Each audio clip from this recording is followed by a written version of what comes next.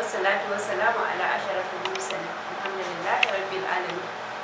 Barkanmu da sake saduwa da ku a cikin wannan tasha tamu mai albarka mai suna HKH Hausa TV, wato ma'ana Hausa da Hausawa, wacce za ta dinga kawo muku bayani akan al'amuran da suka shafi harshen Hausa tare da Hausawa, insha Allah.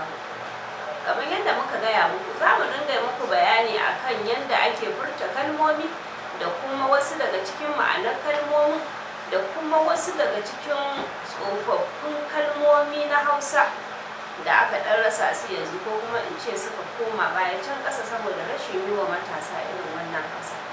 To insha Allah da su karin magana, su salon magana duk za su dinga shigowa.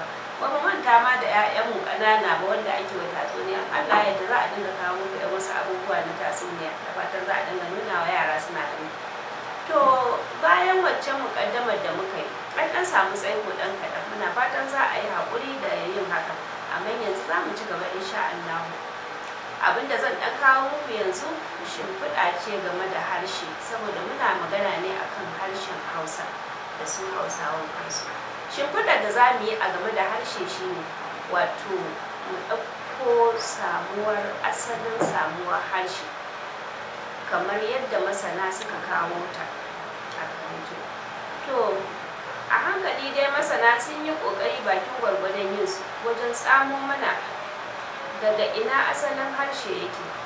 To kaɗan daga cikin ra'ayin da masana suka bayar na cewar asalin harshe ya samu ne dai tun lokacin da Ubangiji Maɗaukakin Sarki ya halicci Annabi Adam alaihi salatu wassalam, sanar da shi wasu abubuwa, sa'annan kuma ya umarce shi da ya ambata ya faɗa. Wannan nan masana sun tafi akan cewar wannan shine asalin samuwa harshe, kuma kamar yadda muke gani, kowane yaro yakan fara magana tun yana zanin goyon mahaifiyarsa, wato tun yana goye. Galibi yara sukan fara magana kamun a yaye su. Kaga ɗan adam ya samu harshe cewar halitta ne shi a tare da shi. Haka kuma akwai masanan da suka ba da bayanin cewar harshe, wato akwai wani ra'ayi da ake cewa hasumiyar Babila. Na dai kawo muku shine wannan ɗan kaɗan don ya zama da cewar muna da hujja daga abin da za mu bayar na maganar samuwa harshe. Sai kuma mu ɗau maganar ma'ana harshe kanta. Wato ita ma'ana harshe, in aka ce harshe me ake nufi da harshe? Akwai masana shi ma da suka yi bayani akan cewar me ake nufi da harshe.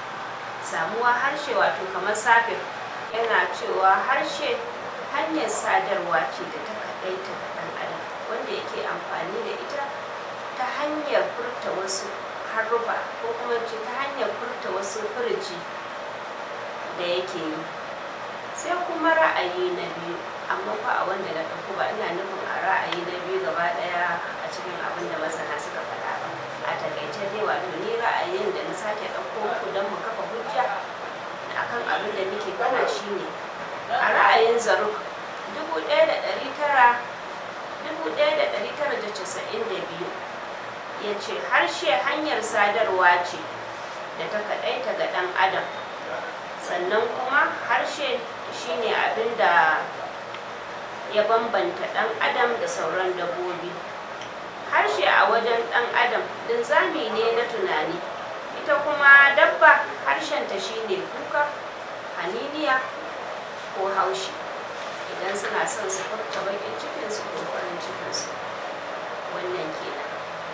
To kuma bari mu yi magana gaba ɗaya akan harshen Hausa, wato asalin samuwar harshen Hausa kamar yadda aka sani. To bari mu dakata a nan. Wassalamu alaikum wa rahmatullahi wa barakatuh. Ku biyo mu nan gaba, za mu sake kawo muku wani shirin a bidiyon mu na gaba insha Allah. Kar a manta da yi mana like, da yi mana subscribe, da taɓa mana ƙararrawa, saboda ku dinga samun duk ayyukan da muka yi insha Allah nan gaba cikin sauƙi. Wassalamu alaikum.